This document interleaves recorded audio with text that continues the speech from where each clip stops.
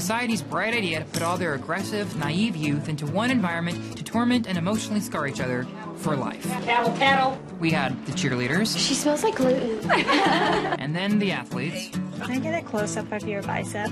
And, of course, worse than detention, the Writers Club. We print tomorrow, and none of you have written anything. I did Clay's kitten pictures. Progress. I wanted to begin by asking you a little bit about the origins of creating the story and then developing this into a screenplay. I understand you started working on this in high school. Yeah, it started when I was in high school as just a way to kind of vent my frustrations with daily encounters with my peers and teachers and all the frustrations that I had. I just kind of compiled into a screenplay. Never really thought I would actually pursue it, but it was very therapeutic for me.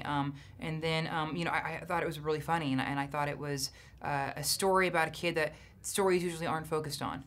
It's almost like you take like the traditional high school movie and the camera turns and it focuses on this guy for a little bit, and what's his story?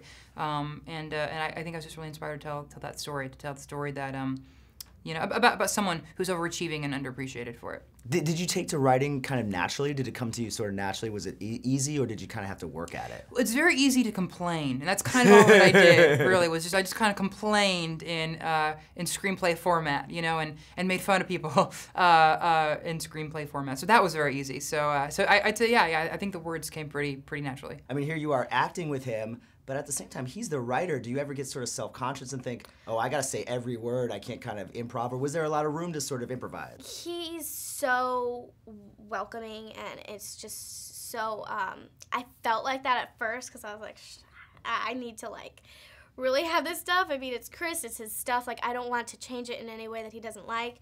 And it was more of a respect thing, but he's so great that he understands as an actor that if something doesn't feel right to you and it doesn't come naturally and another way does, he's like, whatever you want, like, however you want to say it. And he was so great at writing things like on the spot and stuff, so it was really nice. And I understand you had a teacher, McKendra McCoy, who was very influential and actually is in the film too. Yes, she is. Yes. I have a couple of teachers that were that I was very close to in high school that are actually in the movie as well. McKendra McCoy, who was my speech and debate coach, who was my greatest champion ever in high school, and I would not have survived high school without her.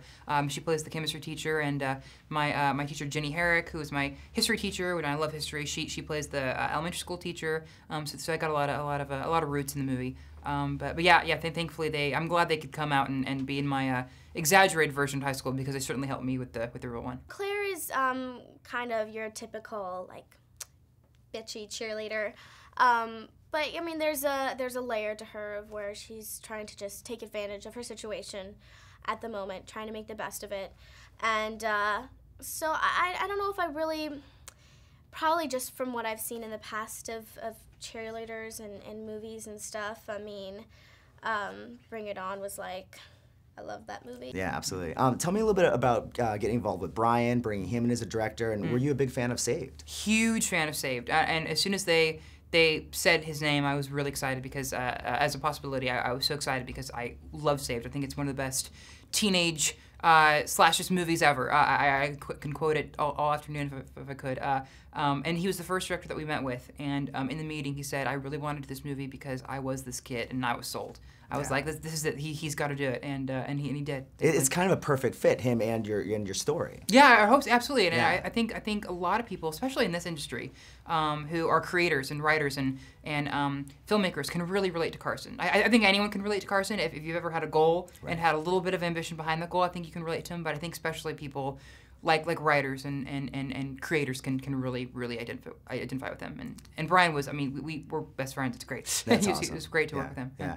How freaking funny is Rebel Wilson? Oh my God. I mean, and when you're in a scene with her and she's reading your words, I mean, is there a lot of improv? Is she going off, or is she sticking to what you wrote? She always said what I wrote, but then would go off on these tangents, and it was hard, because I can like watch the movie and I can know, wow, the fact that I kept a straight face in that scene, like, yeah, well, it must have been hard, God, right? it was a challenge. Yeah, I mean, I'll never forget, like, and like half the stuff that's in the movie, like that was just like 10% of the brilliant things that she was just coming up with, like, on the spot. Like, it was hysterical. She's a genius. Yeah, I love her. She's fantastic. She's great. Last thing I just want to ask you, write more. Will you write another screenplay? Do you want to kind of continue pursuing that? I would love to. Yeah, I really got a kick out of this one. So yeah, absolutely. Life comes at you fast. It runs through your body and tries to escape and be expressed in any way possible. It's a lot like lightning.